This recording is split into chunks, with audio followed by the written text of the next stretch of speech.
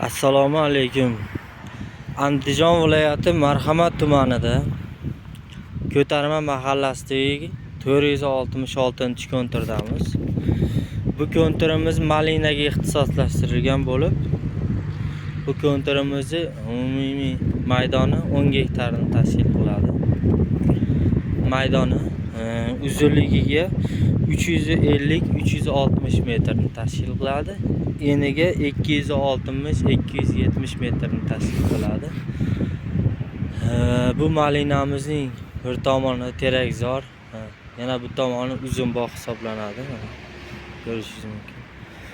Bir tomoni yo'lning qatnov qismiga joylashgan bo'lib, bu malinamizda 10 gektarda 40 ta fuqarolar biriktirilgan. 40 ta fuqarolar. Fuqarolarda gektariga 10-15 sotixdan qilib bo'lib berilgan bu yerlarda. Malinamizga keladigan bo'lsak, malinamiz Taganskiy navi hisoblanadi. Taganskiy navi. Bir yilda 2 marta hosil olinadi.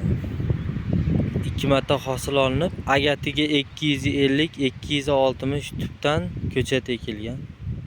Ko'rishingiz mumkin. Keyin bunda hozirgi malinamiz hozir 5-6 tonnagacha hosil olsa bo'ladi. Yaxshi hosilga kirgandan so'ng 10 tonnagacha hosil olsa bo'ladi bundan. Malinamizni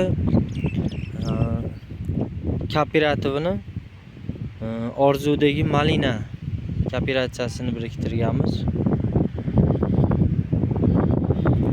Mana ko'rishingiz mumkin, fuqarolar ishlayapti hozirda.